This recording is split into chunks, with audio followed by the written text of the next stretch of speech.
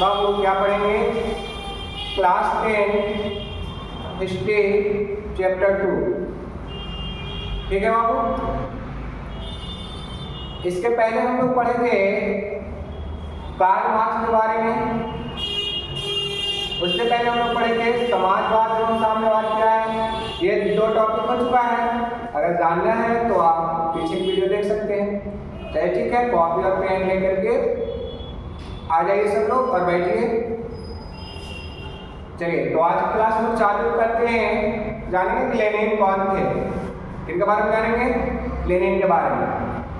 Lenin जो थे Bolshevik दल के सबसे बड़ा नेता थे। बचपन से ही लेनिन झुकाव समाजवाद की तरफ था। लेनिन कौन से दल का नेता था बाबू? तो बोल्शेविक दल का नेता था और बचपन से ही झुकाव समाजवाद के तरफ था। ठीक है, यह जार के विरुद्ध था। जार शाही समझ रहे हो?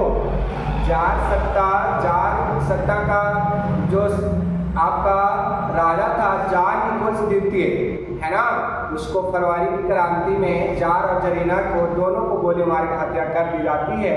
उसके बारे में बताया जा रहा है। तो लेनिन शुरू से ही किसके विरुद्ध था? जार शाही के विरुद्ध था। 1905 ईस्वी की क्रांति में लेनिन स्विट्जरलैंड चला गया। रूस में 2 क्रांति हुई थी, बताया था आप लोगों को ना। पहला था 1905 की क्रांति, फरवरी क्रांति, और दूसरा था नवंबर की क्रांति जो 1917 की क्रांति था। ठीक है, तो ये बात ध्यान रखोगे ना। चलो आगे जानते हैं हम लोग। तो 1905 की क्रांति जिसमें एक घटना हुई थी खूनी रविवार। कौन सी घटना हुई थी बाबू? खूनी रविवार। इसके बारे में बताया था ना। हाँ ठीक है, तो खूनी रविवार था बाबू। तो खूनी रविवार में क्रांति में लेनिन कहाँ चला गया था? स्विट्जरलैंड, और निर्वासित जीवन व्यतीत करने लगा। निर्वासित जीवन समझ रहे हो?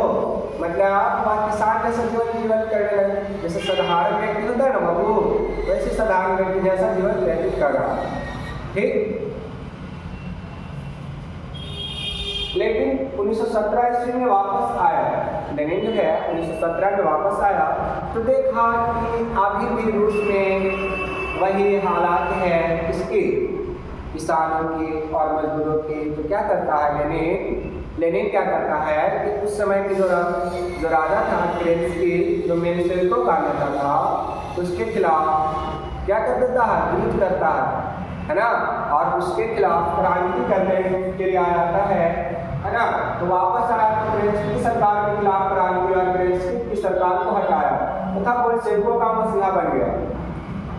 उसने नवंबर 1917 की क्रांति में बहुत बड़ा योगदान दिया लेनिन ने, और केरेंस्की की सरकार को उखाड़ फेंका।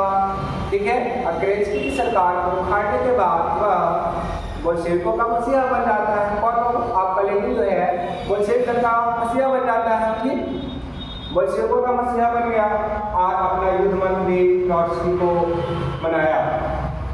और अपना युद्ध मंत्री किसको बनाया? ट्रॉट्स्की को, याद रखोगे। ठीक, किसको बनाया? ट्रॉट्स्की को बनाया। लेनिन द्वारा किए गए कुछ महत्वपूर्ण कार्य। लेनिन द्वारा लिए गए कुछ महत्वपूर्ण कार्य लिखोगे। ठीक, सबसे पहला कार्य किया लेनिन ने जर्मनी के साथ एक संधि किया। इसके साथ जर्मनी के साथ, उस समय एक शक्तिशाली देश था जर्मनी का। ठीक है, तो लेनिन क्या करता है? जर्मनी के साथ एक संधि करता है जिसका नाम है ब्रेस्ट-लिटोव की संधि। लिखोगे कौन सी संधि? ब्रेस्ट-लिटोव की संधि करता है कौन? लेनिन। ठीक है, यह संधि जर्मनी और रूस के बीच हुआ था। अगर आपसे पूछेगा ब्रेस्ट-लिटोव की संधि किस देश के साथ हुई, तो आपको बोलना है रूस और जर्मनी के साथ हुआ, है ना। ठीक, और यह संधि जर्मनी और रूस के बीच हुआ सन 1918 ईस्वी में। ब्रेस्ट-लिटोव की संधि कब हुआ? 1918 ईस्वी में। किसके साथ हुआ? रूस और जर्मनी के साथ। रूस और जर्मनी के साथ हुआ। इतना बात ध्यान रखोगे ना। ठीक, चलो आगे। उद्देश्य क्या था? शांति स्थापित करना। क्या शांति स्थापित करना? जो युद्ध हो रहा था उसमें शांति स्थापित करना। अर्थव्यवस्था में सुधार, आर्थिक स्थिति में सुधार करना था। अमीरों से जमीन छीनकर किसानों को दे दिया। जो अमीरों के पास जमीन था ना, तो किसको दे दिया? किसानों को दे दिया। ठीक, ध्यान रखोगे। लेनिन एक सेना का गठन करता है। लेनिन जो है ना बाबू, कौन बाबू? लेनिन। लेनिन जो है एक सेना का गठन किया जिसका नाम था चेका, याद रखोगे। लेनिन एक सेना का गठन किया जिसका नाम क्या था बाबू? चेका। क्या नाम था? चेका। ठीक है, ध्यान रखोगे। ट्रॉट्स्की ने लाल सेना का गठन किया।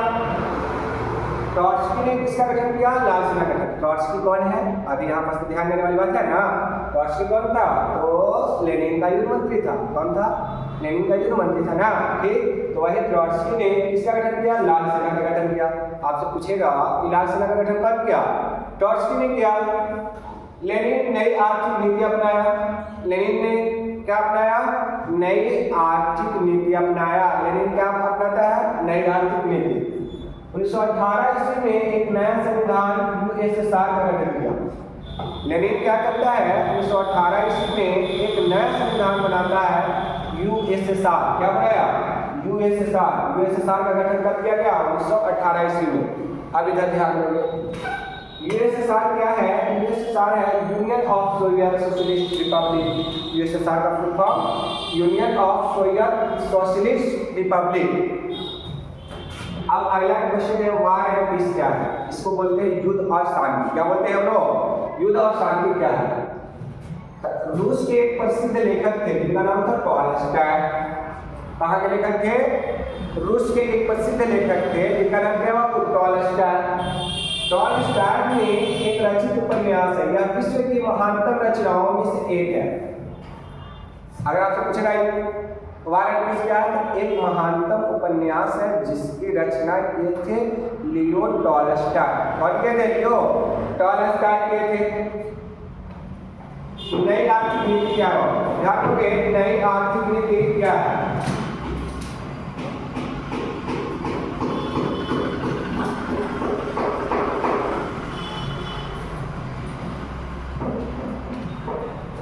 कौन सी नीति की बात कर रहे हो आप? नई आर्थिक नीति की। लेनिन के द्वारा 1921 ईस्वी में एक नीति अपनाया गया। इनके द्वारा, लेनिन के द्वारा, जिसे नई आर्थिक नीति कहते हैं। आपको बोलेंगे लेनिन ने एक नई आर्थिक नीति अपनाया जिसका नाम था नई आर्थिक नीति, जिसको हम लोग नेट के नाम से जाने। किस नाम से जाने? नेट। इसका मतलब होता है न्यू इकोनॉमिक पॉलिसी। क्या होता है? New economic policy. नोट करो, नेप का फुल फॉर्म क्या होता है? New economic policy. कौन बनाए? तो लेनिन बनाए। कब बनाए? 1921 में बनाए। कब बनाए? 1921। ठीक है।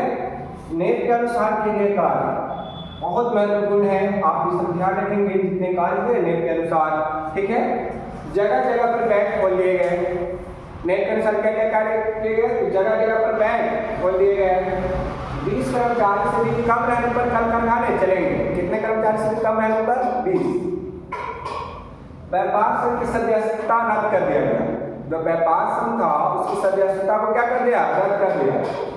जमीन राज्य का है लेकिन भूमि किसान को दे दिया। क्या क्या ना देखे, देखो जमीन तो राज्य का ही रहेगा लेकिन उस पर फसल उगाना, कृषि करना, ये सब काम किसको करने के लिए दे दिया? किसानों को दे दिया। और व्यापार संघ की सदस्यता समझते हो? व्यापार संघ की सदस्यता रहने से जो अमीरों के लोग थे, अमीर लोग थे, उनको बहुत फायदा होता था। इसलिए व्यापार संघ की सदस्यता क्या कर दिया? रद्द कर दिया। उद्योगों का विकेंद्रीकरण किया। उद्योगों का विकेंद्रीकरण होता है जैसे कोई भी दूसरा देश का भी उद्योग आकर के अपने देश में लगाए, वही उद्योगों का विकेंद्रीकरण किया। ठीक है। विदेशी पूंजी निवेश के बाजार खोल दिए गए। विदेशी पूंजी निवेश के बाजार खोल दिए गए। विदेश से कोई आकर के यहाँ निवेश कर सकता है। ऐसी नीति कौन लाया होगा? इसी नीति को कहते हैं नई आर्थिक नीति। और जो लाने वाला है मेरा कौन है बाबू? लेनिन। कौन है? लेनिन। ठीक है, ध्यान रखेंगे। अप्रैल थीसिस क्या है? बहुत महत्वपूर्ण क्वेश्चन है बाबू, इंपॉर्टेंट है। अप्रैल थीसिस क्या है? अप्रैल थीसिस क्या है? तो अप्रैल थीसिस का गठन 16 अप्रैल 1919 ईस्वी को लेनिन के द्वारा किया गया। देख ध्यान दे, अगर देखो अगर साफ ना दिख रहा हो तो मेरी बात को ध्यान देना और नोट करना। अप्रैल थीसिस का गठन 16 अप्रैल 1919 ईस्वी को लेनिन के द्वारा किया गया। अप्रैल थीसिस का गठन किसके द्वारा किया गया? लेनिन के द्वारा। कब किया गया? 16 अप्रैल 1919 ईस्वी को, जिसका उद्देश्य था क्रेन्स्की की सरकार को उखाड़ फेंकना।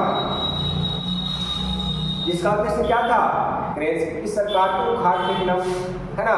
केरेंस्की की सरकार को सत्ता से मिटा देना, जिसका उद्देश्य था केरेंस्की की सरकार को सत्ता से मिटा देना। केरेंस्की की सरकार को मिटाने के लिए लेनिन ने पेट्रोग्राड शहर पहुंचता है। देखिए, लेनिन ने अब्राम-किसिस का गठन किया ना, तो अब्राम-किसिस ने क्या था, केरेंस्की की सरकार को उखाड़ फेंकना, और केरेंस्की की सरकार को उखाड़ फेंकने के लिए लेनिन कहाँ पहुंचता है, तो आपका पहुंचता है वो पेट्रोग्राड शहर। कहाँ, पेट्रोग्राड शहर।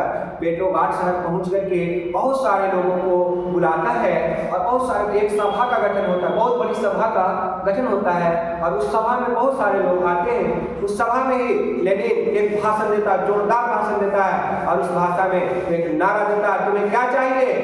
क्या बोलता है, तुम्हें क्या चाहिए, तुम्हें भूखमरी और युद्ध चाहिए, या तुम्हें रोटी, भूमि और कपड़ा चाहिए। तब कोई भी इंसान है, क्या चाहिए, तो रोटी, भूमि और कपड़े ना चाहिए बाबू, हम लोग को युद्ध और भूखमरी थोड़ा चाहिए।